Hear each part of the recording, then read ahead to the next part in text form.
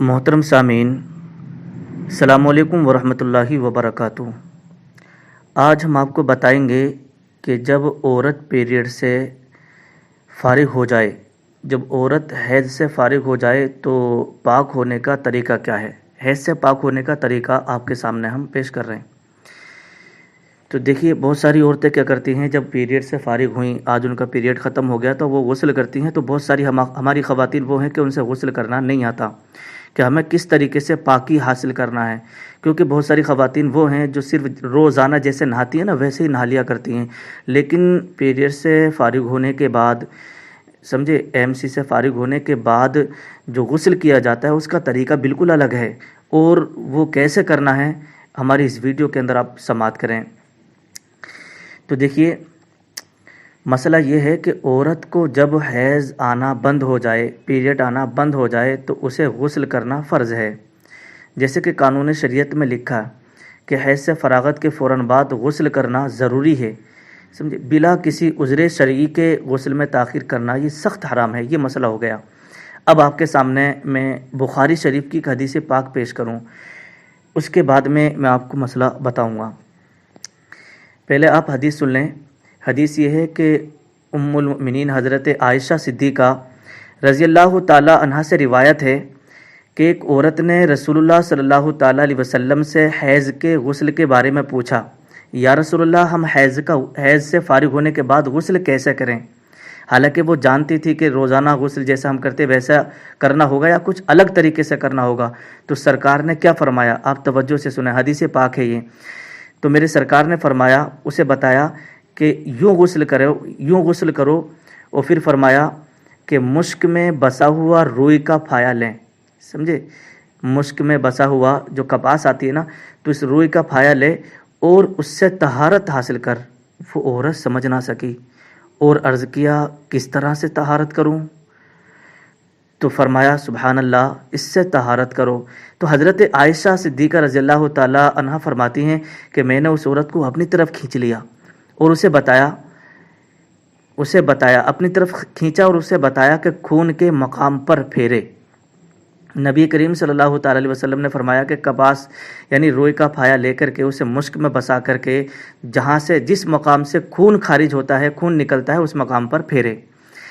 اب اس زمانے میں مشک ملنا دشوار ہے، اس لیے اس جگہ گلاب پانی، عطر وغیرہ میں بسا ہوا پھایا لے کر جو ہے استعمال کر سکتی ہیں عورتیں۔ تو اسی حدیث کے تحت امام احمد رضا خان جو ہے فتاوی رضویہ کے اندر آپ نقل فرماتے ہیں کہ جو عورتیں حیض والی ہیں، جن کو حیض آتا ہے اور پیریڈ سے ہوتی ہیں، تو ان کے لیے مستحب یہ ہے کہ جب وہ حیض سے فارغ ہو جائیں، جب خون آنا بند ہو جائیں اور جب ان کے پاکی کا غسل کرنے کا وقت آ جائے، تو وہ غسل اس طریقے سے کریں کہ ایک پرانا کپڑا لیں اور پرانا کپڑا لے کر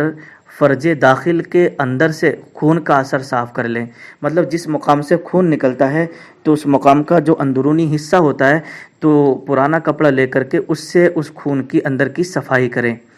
اب آپ کہیں گے کہ اس طریقے سے کیوں حکم دیا گیا؟ دیکھیے، اسلام جو ہے ایک پاکیزہ مذہب ہے۔ نماز آپ پڑھیں گے، سمجھے، نماز ایسے نہیں ہوتی ہے۔ تو اسلام ایک پاکیزہ مذہب ہے اور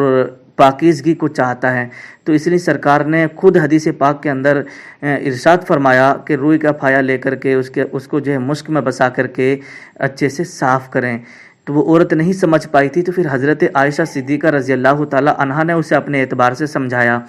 تو اعلیٰ حضرت ارشاد فرماتے ہیں کہ پرانا کپڑا لے کر کے اس کو جو ہے عطر وغیرہ میں یا گلاب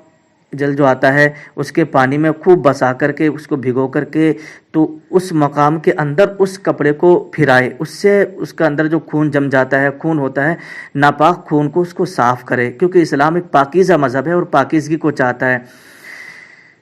تو اسی حدیث کے تحت اعلیٰ حضرت نے ارشاد فرمایا، اب غسل میں جیسے کہ فتاوی شامی کے اندر اور فتاوی تاتار خانیہ کے اندر لکھا کہ غسل میں عورت کو مستحب ہے کہ فرج داخل کے اندر انگلی ڈال کر دھو لے۔ اگر مان لیجیے اس کے پاس کپڑا بھی نہیں ہے، کوئی پرانا کپڑے سے صاف نہیں کر سکتی ہے، نہ اس کے پاس مشک ہے، نہ اس کے پاس کوئی گلاب جل کا انتظام ہے، اب وہ ظاہر سی بات ہے پیریڈ سے فارغ ہوئی ہے، اب وہ پاکی مطلب حیض سے پاک ہونے کا جو ہے وہ غسل کر رہی ہے، تو اس کے پاس کچھ بھی نہیں ہے نا، تو اسے چاہیے، اس کے لیے مستحب ہے کہ وہ فرج داخل بولتے ہیں کہ شرمگاہ کا اندرونی حصہ ہے نا، اندرونی حصہ، تو شرمگاہ کے اندر انگلی ڈال کر دھو لے۔